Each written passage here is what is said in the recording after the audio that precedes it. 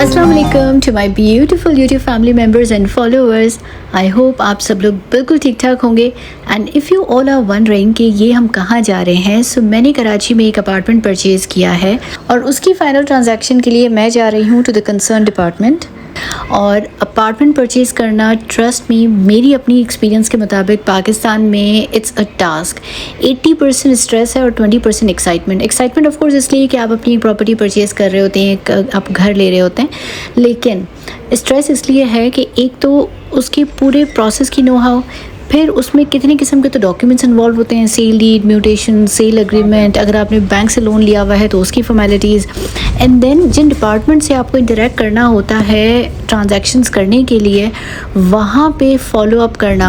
अगर आपके वहाँ कोई स्ट्रॉन्ग कनेक्शंस है तो चीज़ें फिर भी जल्दी हो जाती हैं, और अगर वहाँ आपके स्ट्रॉन्ग कनेक्शंस नहीं है तो ऑब्वियसली टाइम लगता है, आपको बहुत फॉलो अप करना पड़ता है और वो भी एक फ्रस्ट्रेशन होती है। तो इस पूरे प्रोसेस को आसान करने की बहुत ज़रूरत है। And then the payment part, बाज़ू का ट्रांजैक्शन में माइलस्टोन पेमेंट्स होती हैं कि स्टेप ए होगा तो बायर और सेलर के बीच में अग्रीमेंट है कितनी पेमेंट करनी है, स्टेप बी होगा तो एज़ पर दी एग्रीमेंट इतनी करनी है।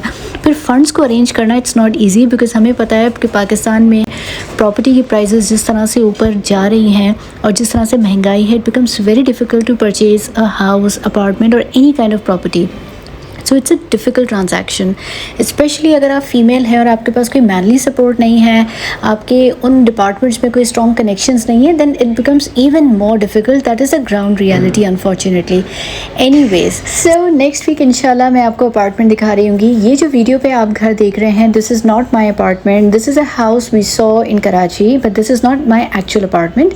वो हम इंशाल्लाह कमिंग सैटरडे देख रहे होंगे। मैं खुद भी आपके साथ ही उसको डिटेल में देखूँगी, क्योंकि मैंने उसे फ़र्स्ट टाइम जब देखा था लेने की इंटेंशन से, जब हम देखने गए थे तो एक फैमिली वहाँ रह रही थी।